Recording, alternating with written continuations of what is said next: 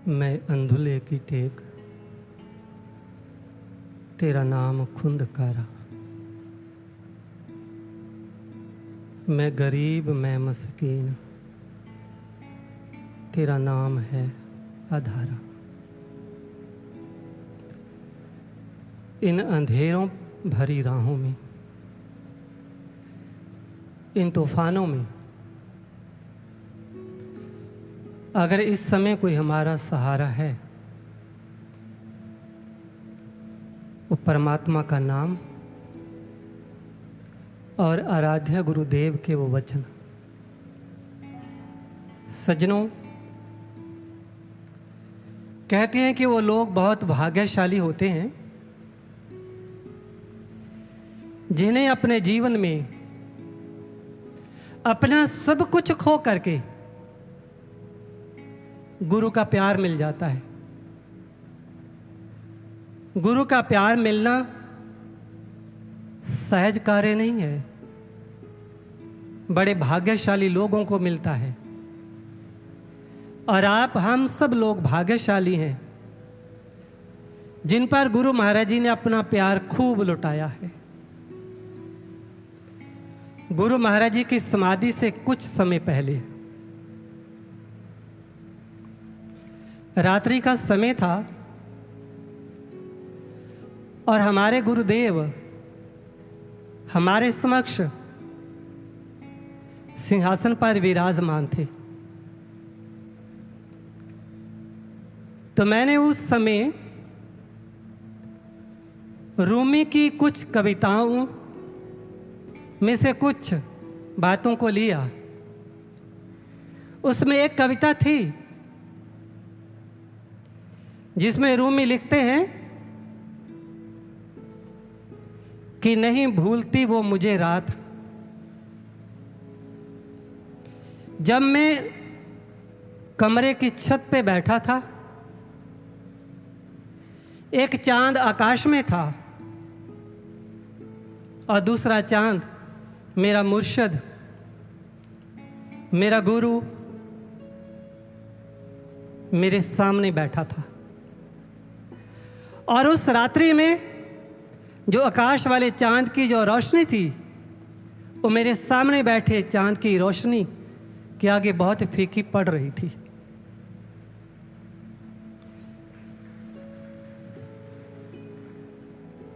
इन बातों को मैंने कहा था मंच पर, जब हमारे गुरुदेव हमारे पास हमारे सामने बैठे थे। किंतु मुझे इस बात की उस समय बिल्कुल भी खबर नहीं थी। जो कुछ आज रूमी के साथ हुआ, कल वो हमारे साथ भी होने वाला है। कोई नहीं जानता था कि यह चांद ठीक उसी तरह से हमें छोड़कर कुछ समय के लिए चला जाएगा जैसे रूमी को छोड़ करके चला गया। एक शिष्य जो अपने गुरु के बिना एक पल भी नहीं बिताना चाहता, जब उसे लंबे समय तक अपने गुरु से दूर रहना पड़ता है, तो आज इस बात को आप सब अच्छी तरह से अनुभव कर सकते हैं कि उसकी मनस्थिति क्या होती है। गुरु अर्जुन देव जी महाराज जी ने भी अपने गुरु के विरह में क्या कुछ नहीं कहा। मैं बिन गुर देखे नींद न आवे, मेरे मन तन वेदन गुरु विरहों लगावे। कैसे सो जाऊं, नींद ही नहीं आती। मेरे गुरु का वियोग, मेरे गुरु का मेरे से बिछड़ना मेरे तन और मेरे मन को परेशान करता रहता है। ऐसी स्थिति में तो एक शिष्य अपने गुरु को कहता है, जदों मिठी नींदे सौंदी है खुदाई, सौ रब दी ना अख कदे लाई, मैं रोमा तेनू याद करके। जेड़े दिन दा तू मुख मोड़िया, हासियां भी मुख मोड़े, हादसा हर इंसान की ज़िंदगी का एक बहुत बड़ा पार्ट होता है, किंतु जो अपने गुरु से बिछुड़ जाता है, पंख लगा करके उड़ जाती है हंसी। जेड़े दिन दा तू मुख मोड़िया, हास्या भी मुख मोड़े, प्यार दे फुੱਲ बिन खिड़नों सुके, ऐसे पाए विछोड़े। जदों नींद अखां विच रड़के, दुख दियां वांगर फोड़े, साधक हंझुआं मार के छलां, पलकां दे बन तोड़े। जदों मिठी नींद सौंदी है खुदाई, मैं रोवां तेनू याद करके। सज्जनों, हमने रूमी की बात की कि रूमी अपने गुरु के बारे में ऐसा कहता है। साहिब श्री गुरु अर्जुन देव जी महाराज अपने गुरु के बारे में ये कहते, किंतु वो भाग्यशाली लोग होते हैं जिन्हें अपने गुरु का प्यार मिल जाता है और अपना सब कुछ उनके ऊपर नशावर करने का अवसर प्राप्त हो जाता है। आज देखते हैं कि कौन है ये रूमी, जिसकी चर्चा हमने उस समय भी कविता में की थी और आज भी कर रहे हैं। रूमी कोई साधारण व्यक्ति नहीं था, एक यूनिवर्सिटी का रजिस्ट्रार था।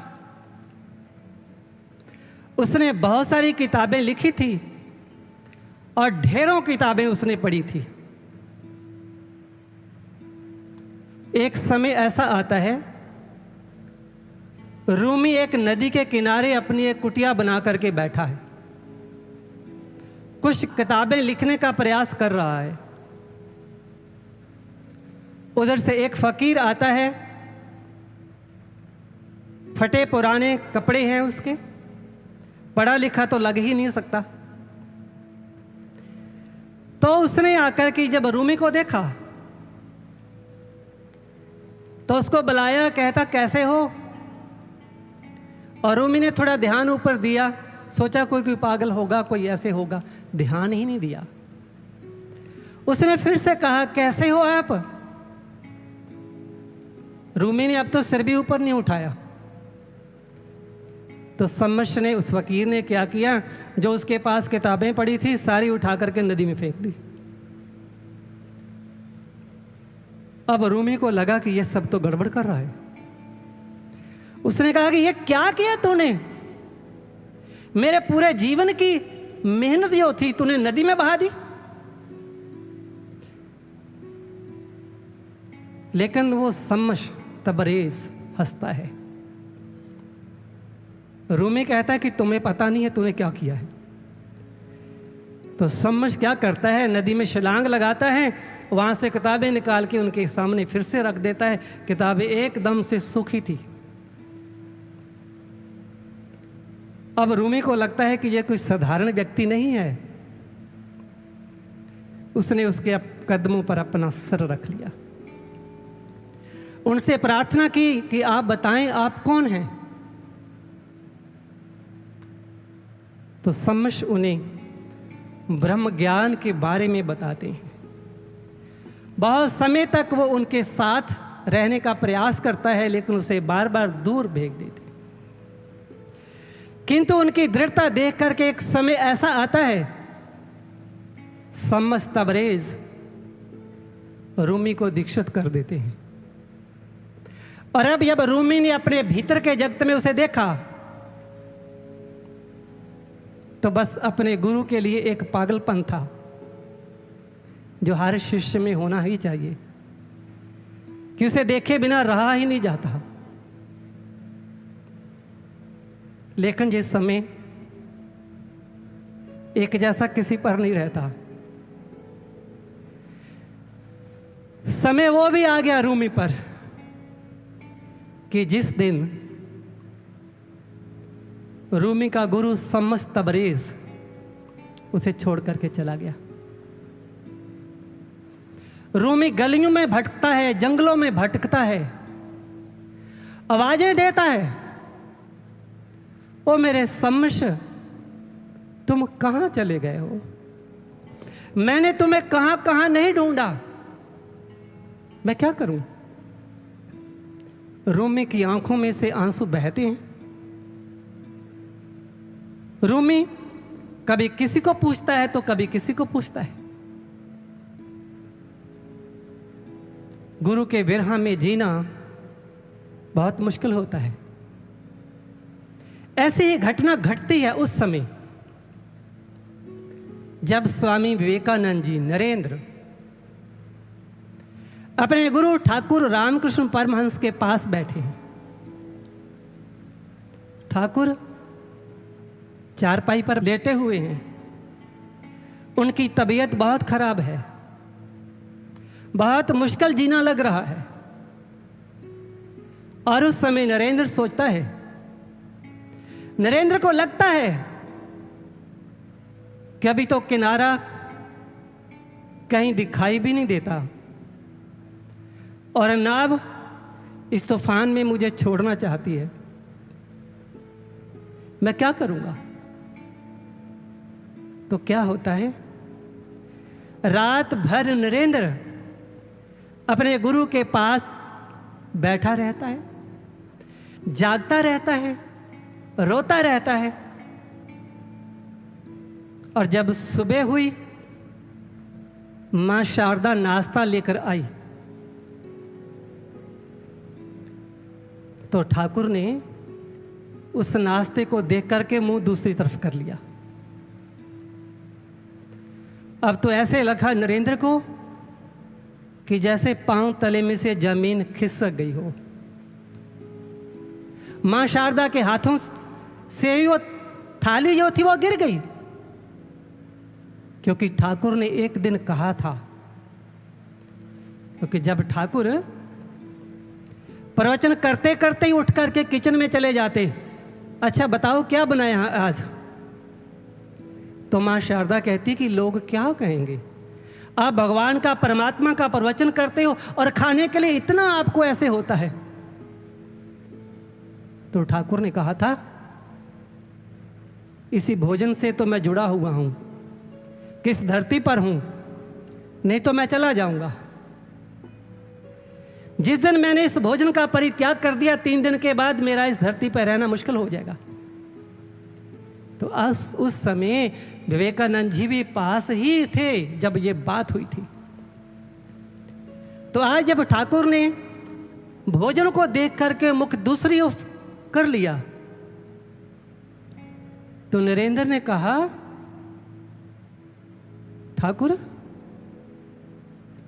आप ऐसा नहीं कर सकते, आप मुझे छोड़ करके नहीं जा सकते हो। तो ठाकुर रामकृष्ण परमहंस कहते हैं, नरेंद्र अरे मैंने तो बहुत समय पहले चला जाना था, मैं तो तेरा इंतजार कर रहा था कि तू आ जाए और मैं तुझे कुछ समझा सकूं और फिर चला जाऊं। तो नरेंद्र कहता है कि गुरुदेव अगर मेरे लिए रुके हो तो फिर थोड़ा समय और रुक जाओ, और रुक जाओ थोड़े समय। ठाकुर कहते हैं कि नहीं, अब तो मुझे जाना ही पड़ेगा। नरेंद्र बार बार कहता है कि गुरुदेव हम क्या करेंगे, लेकिन ठाकुर बड़े शांत चित्त से कहते हैं, अरे तूने देखा नहीं आंगन में और वृक्ष के ऊपर एक चिड़िया घोंसले में रहती थी अपने बच्चों के साथ। नरेंद्र कहता कि हाँ गुरुदेव। कहते तूने देखा नहीं कैसे उनको खाना खिलाती थी, लेकिन एक समय ऐसा आया जब उस चिड़िया ने स्वयं अपने बच्चों को नीचे फेंक दिया और बच्चों को लगता था कि अब हम कैसे उड़ेंगे, किंतु वो नीचे पहुंचने से पहले पहले ही उड़ गए और फिर कभी वापस ही ना आए।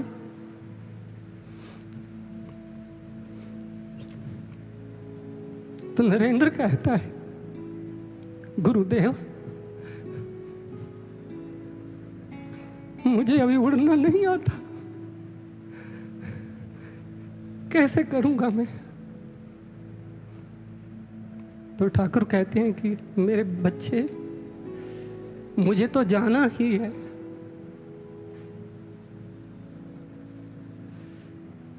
तुम इन सब का ख्याल रखना। जो युवा सन्यासी आश्रम में रहते हैं, इनका ध्यान रखना, कहीं ये भटक ना जाए। इन्हें घर मत जाने देना। सज्जनों, इस कहानी को सुनाने का मकसद क्या है हमारा? एक ही, कि जैसा प्यार रूमी अपने गुरु को करता है, जैसा प्यार विवेकानंद अपने गुरु को करता है, क्या हमारे अंदर भी ऐसा प्यार है? अगर नहीं है तो कब होगा? जैसे विवेकानंद अपने गुरु के लिए रोता है, ठाकुर ने कहा कि मुझे तो जाना ही है। और वही नरेंद्र 3 रात और 3 दिन अपने गुरु की चारपाई के पास बैठा रहा, भूखा प्यासा रोता रहा, बुलाता रहा, पर कोई आवाज ना आई। ठीक ऐसे ही जब रूमी का गुरु सम्मश उसे छोड़कर चला गया, तो रूमी भी ऐसे ही भटकता है, बुलाता है, लेकिन कोई आवाज देने वाला नहीं है। सम्मश के एक मित्र ने उसे कहा कि तूने ये क्या किया? उस रूमी ने तेरे प्यार के लिए अपना सब कुछ लौटा दिया, अपना सब कुछ त्याग दिया। अरे तूने उससे ही त्याग दिया? तो सम्मश कहता है कि मित्र, तुम जितना रूमी को देखते हो वो इतना ही नहीं है। मेरे दूर जाने से, मेरे बिछड़ने से, जो उसके भीतर का रूमी है, जो सच में रूमी उसके भीतर बैठा है, वो प्रकट होगा। सज्जनों, बहुत समय तक रोया रूमी, कई साल बीत गए। अब तो उसके शरीर में इतनी ताकत भी नहीं थी, वो कभी वहां जाए तो कभी यहां रहे। समझ का मित्र उसे फिर से मिला, कहा समझ नहीं आ रही बात। अरे अब तो बहुत समय हो गया। तो समझ कहता है कि मित्र, तुम ठीक कहते हो। तो अब रूमी के साथ मिलने का मेरा वक्त आ गया है। अब शरीर में इतनी ताकत नहीं है कि वो भागे इधर उधर जाए। तो क्या होता है, बैठा याद करता है, याद तो कभी भूलती ही नहीं है उनकी। तो सामने से जब सम्मश को देखा, तो पता नहीं रूमी के शरीर में ताकत कहां से आ गई। रूमी उठ करके भागा और जाकर के अपना सर अपने गुरु के कदमों पर रख दिया। और जब उठा, सामने अपने गुरु को देखता है, आंखें आंसुओं से भरी हुई है, आंसू रुक नहीं रहे। तो रूमी अपने ही आंसुओं को कहता है कि तुम लोगों ने मेरा बहुत साथ दिया,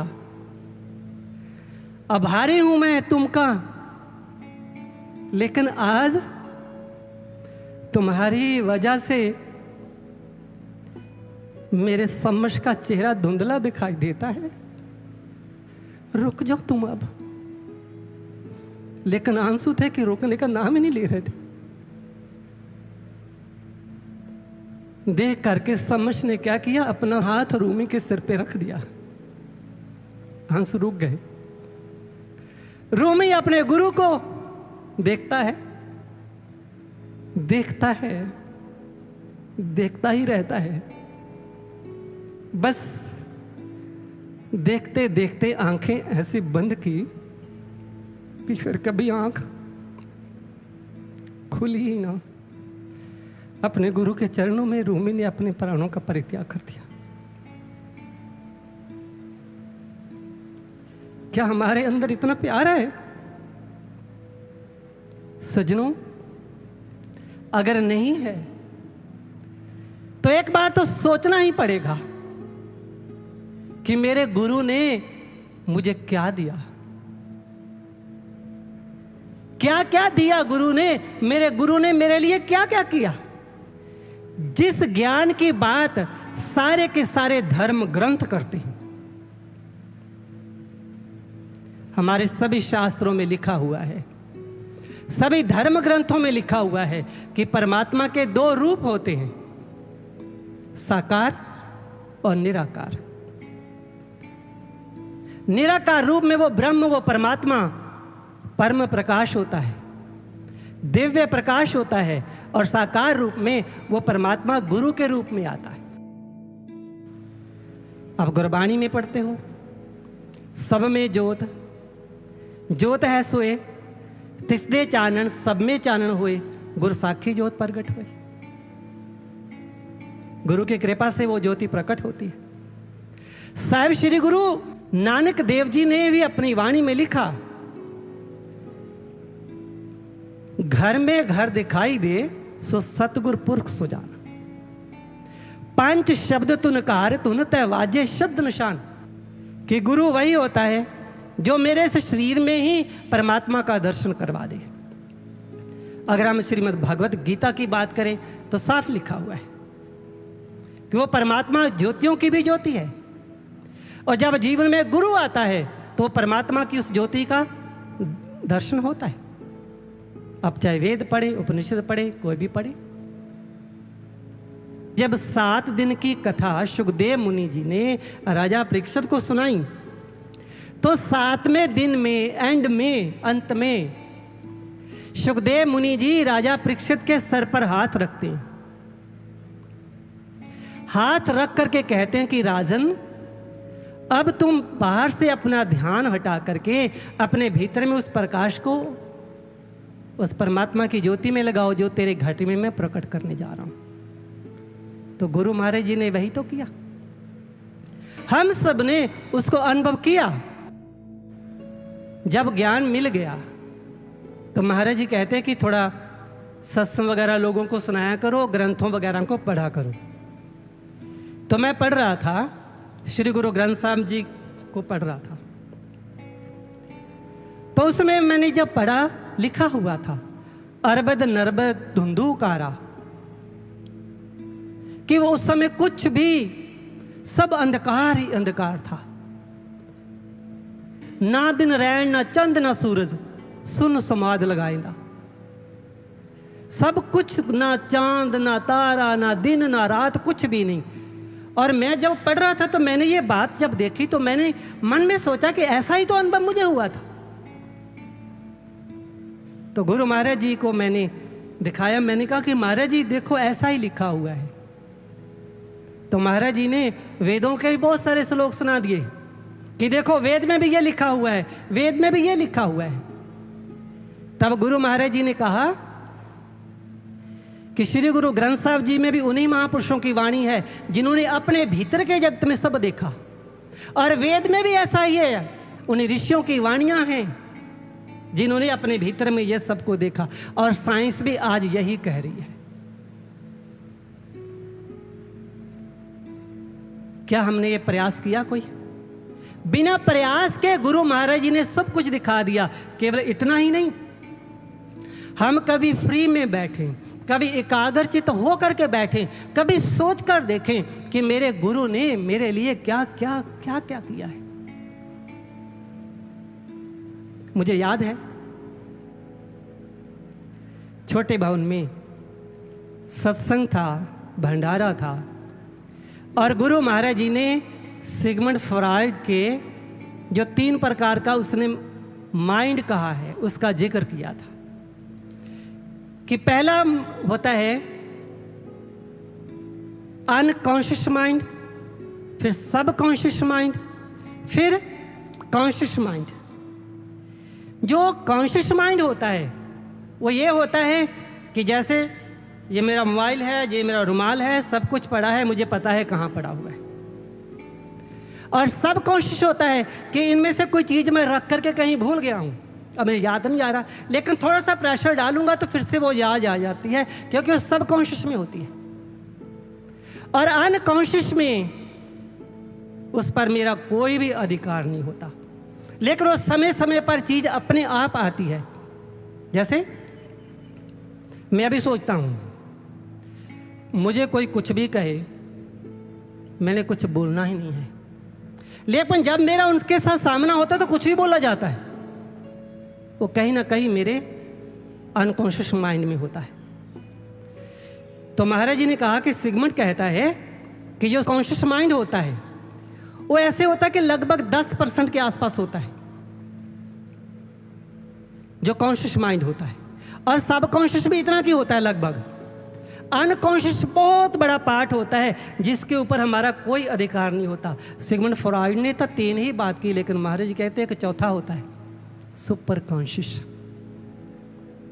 और जिसका अधिकार अपने सुपर कॉन्शियस पर हो जाता है वो तीनों ही उसके अंडर में ऑटोमेटिकली आ जाते हैं। क्या क्या करना है, कब क्या होता है, उन्हें सब पता होता है, क्योंकि वो बड़ी दिव्य स्टेट होती है, दिव्य स्थिति होती है। तो इसको सुना करके गुरु महाराज जी ने कहा कि क्या हुआ जब युद्ध के मैदान में अर्जुन कुछ कर नहीं रहा। भगवान कृष्ण बार बार उनको कहते हैं कि चलो अब इधर रथ लेके जाओ, पितामह पे तीर छोड़ो, अब उस पे छोड़ो, लेकिन अर्जुन नहीं कुछ कर रहा। तो भगवान श्री कृष्ण अपने रथ का पहिया ही निकाल करके पितामह भीष्म को मारने के लिए चल पड़ते हैं। लेकिन पितामह भीष्म का जब ध्यान उनकी ओर जाता है तो वही विष्णु स्वरूप को देखते हैं वो, तो दोनों हाथ जोड़ करके खड़े हो जाते हैं। तो रथ का पहिया नीचे रख देते हैं। पितामह भीष्म कहते हैं कि वासुदेव अब देरी मत करो, समाप्त कर दो मेरे इस शरीर को। वासुदेव कहते हैं कि पितामह अभी वक्त नहीं है। पितामह कहते हैं वासुदेव मैंने क्या क्या नहीं किया, मैंने क्या क्या नहीं सहा, लेकिन परिणाम क्या हुआ? आज भाइयों के बीच में युद्ध हो रहा है, मैं कुछ भी ना कर पाया। अब मैं ज्यादा समय जीना नहीं चाहता हूं। परिस्थितियां ऐसा पैदा होती है। पितामह अपने मृत्यु का कारण कैसे मर सकते हैं वो भी बता देते हैं। तो फिर भगवान श्री कृष्ण पितामह को भी उसी ज्ञान से दीक्षित करते हैं। और उसके बाद अर्जुन ने बाण छोड़े। वो बाण पितामह के शरीर को तो लगे, पर पितामह को नहीं लगे, क्योंकि पितामह उस समय सुपर कॉन्शियस माइंड की जो स्थिति होती है उसमें थे। कि जैसे महाराज जी ने एक एग्जाम्पल दिया था कि जो तुम बॉल फेंकते हो, गेंद फेंकते हो दीवार के ऊपर, वो तुम्हारे ऊपर गिरेगी ही, वही तुम्हारा कर्म है। जब तक वो गेंद आपके हाथ में है तब तक तुम्हारा कर्म तुम्हारे वश में है, लेकिन जब छोड़ दी तो फिर वापस उसने तुम्हारे ऊपर आना ही है, कोई नहीं रोक सकता। लेकिन ये हो सकता है कि उसके आने तक तू वहां से खिसक जाओ, ये आपके पास समय होगा अगर इतना तो ठीक ऐसे ही होता है। जब सुपर कॉन्शियस स्थिति को व्यक्ति पाता है तो फिर पितामह की तरह उसका शरीर ही कर्म भोगता है, व्यक्ति नहीं भोगता। तो ये सब कुछ मेरे गुरु ने मुझे दिया, किंतु अब प्रश्न पैदा होता है कि मैंने गुरु के लिए क्या किया। अगर आप अपने गुरुदेव सर्वश्री आशुतोष महाराज जी के जीवनों के बारे में बातें सुनेंगे ना, तो जब छोटे भवन में रहते थे तो बताने वाले ये भी बताते हैं कि शुरू में जब गुरु महाराज जी आए तो कई बार वो रिक्शा पे जाते थे प्रचार करने के लिए, और कई बार तो रिक्शा के लिए भी पैसे नहीं होते थे, तो गुरु महाराज जी पैदल जाते थे। अब सोचकर देखो जरा, उस स्थिति में पहुंचकर देखो जरा। तो कहते हैं कि कई बार तो हमने ऐसा भी देखा कि गुरु महाराज जी के पांव में चप्पलें भी टूटी हुई थी। ये सब किस लिए किया? ये सब मेरे गुरु ने मेरे लिए किया, लेकिन मैंने क्या किया सोचना तो पड़ेगा ही ना। एक बार हमारी सेवा थी गुरु महाराज जी के कक्ष के आसपास छोटे भवन में नाइट ड्यूटी होती थी। तो एक दिन मैंने महाराज जी को कहा, मैंने कहा महाराज जी, रात को 12 बजे तक भी आप किसी को समझाते होते हैं और फिर 1-1:30 बजे तक आपके कमरे की लाइट फिर से जल जाती है, अब सोते कब हो? तो महाराज जी ने बड़े ही प्यार से कहा, महाराज जी कहते, अरे जब लक्ष्य सामने होता है ना तब नींद नहीं आती, ध्यान लक्ष्य पर रहता है।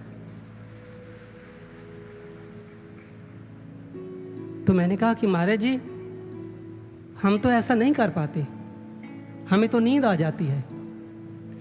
तो महाराज जी ने कोई भी सहानुभूति नहीं दी थी कि कोई बात नहीं, हो जाएगा। महाराज जी कहते नहीं कर पाते तो फिर करो। करना कब है? करना ही पड़ेगा, क्योंकि ये पथ, ये मार्ग त्यागियों का है, त्यागियों का। आप पिछले इतिहास को कभी भी महाराज जी कहते पढ़ करके देखो, राम को आज राजा बनना है और उन्हें वन में जाना पड़ता है, कोई प्रश्न किया? नहीं किया। राम को तो पिता ने भेजा, लक्ष्मण उनको किसने भेजा? एक राजकुमार था और नौकरों की तरह 14 वर्ष तक रहा। भरत को राज्य मिला, लेकिन वो राजपाट सब छोड़ करके कुटिया में तपस्या करने लग गया। कितना कितना त्याग है। तो जिस कुटिया में महाराज भरत तपस्या कर रहे हैं ना, उस कुटिया के बाहर एक पत्थर पड़ा हुआ है, उसके ऊपर बैठा हुआ है शत्रु कि कहीं मेरे भाई को कुछ हो ना जाए, और वहीं से पूरे राज्य की सीमाओं को सुरक्षित कर रहा है। जब अर्जुन ने अपना गांडीव रख दिया तो भगवान श्री कृष्ण अर्जुन को कहते हैं, इस समय जब विनाश के बादल चारों ओर से घिर चुके हैं, जब धर्म अपनी रक्षा के लिए, अपनी विजय के लिए तुम पर आशा लगाए बैठा है, इस समय ये कायरता से भरे हुए विचारों को तूने अपने मन में आने कैसे दिया? याद रखना, ये विचार तुम्हें स्वर्ग से गिरा देंगे, तुम्हें तेरी ही नजरों में गिरा देंगे। जो अर्जुन को कहा, ठीक स्थिति हमारी है। आज भी धर्म आशा लगाए हुए बैठा है, धर्म कि मेरे लिए कुछ करेंगे, इनके त्याग से, इनकी तपस्या से मेरी विजय होगी। अब देखना यह है कि क्या हम इतना त्याग कर पाते हैं। आज साधारण तपस्या से काम बनने वाला नहीं है, आज साधारण से त्याग से कुछ होने वाला नहीं है। महान त्याग की मांग कर रहा है इस समय धर्म हमसे, वो हमें करना ही होगा। अगर आज हम ऐसा नहीं कर पाए तो सज्जनों, हो सकता है कि कल पश्चाताप करने के लिए भी हमारे पास समय नहीं रहे। बहुत समय दिया है महाराज जी ने हमें, बहुत प्यार दिया है महाराज जी ने हमें। खास करके अब यूथ को मैं कहना चाहता हूं, आप लोगों को बहुत समय दिया है, बहुत ज्यादा समय दिया है, और आज उन बातों को याद करो। लेकिन साथ साथ एक बात जरूर कहते थे जब भी यूथ की मीटिंग लेते थे कि तुम अपने चरित्र को संभाल करके रखना, तुम्हारा बाल भी बांका नहीं होने दूंगा। तो सज्जनों, अगर हम इस समय अपने चरित्र को संभाल कर नहीं रख पाए तो हमें इस बात को भूल जाना चाहिए कि मंजिल हमारा इंतजार कर रही है। अगर हमने अपना चरित्र संभाल लिया, दुनिया की कोई ताकत नहीं है जो इस पथ से दूर कर दे। बढ़ना है आगे। छोटी सी बात घटना घटती है, छोटी सी बात के लिए हम घबरा जाते हैं, लेकिन गुरु मेरे लिए क्या क्या कर रहा है मुझे पता भी है इस बात का। अंगुलीमाल डाकू था, जब सन्यासी हो गया तो लोगों ने उसे पत्थर मार मार के मार दिया, और बुद्ध उसके पास जाते अंत समय तो अंगुलीमाल कहता है कि भगवान आपका बहुत बहुत धन्यवाद। सब लोग सोचते हैं कि किस बात के लिए धन्यवाद, बुद्ध तो आपको बचा भी ना पाए। तो अंगुली मार कहता है कि मैंने जितने लोगों की हत्या की, इतने ही जन्म लेकर के इन लोगों ने मुझे मारना था। मैंने बार बार मरना था, जैसे उनको मारा मैंने वैसे ही मरना है। और बुद्ध ने एक ही जन्म में सब समाप्त कर दिया। अगर थोड़ा सा कोई कष्ट आता है तो ऐसा मत सोचो कि मेरे साथ ऐसा क्यों हो गया, अरे मुझे तो ज्ञान मिला हुआ। गुरु क्या करता है ये उनको ही पता है। आगे बढ़ना है, पीछे मुड़कर देखना तो दूर की बात, पीछे मुड़ने का विचार आना भी इस समय हमारे लिए महापाप होगा। अंत में उनकी दो बातें आपसे याद कराना चाहता हूं। जब भी वो आपके पास आते थे, हमारे पास आते थे, तो एक ही बात कहते थे कि तुम्हारे पास ब्रह्म ज्ञान है, कुछ भी ऐसा नहीं है जो तुम कर नहीं सकते हो। तुम असंभव को भी संभव कर सकते हो। कर सकते हो ना? कर सकते हो तो करके दिखा दो। और दूसरी बात,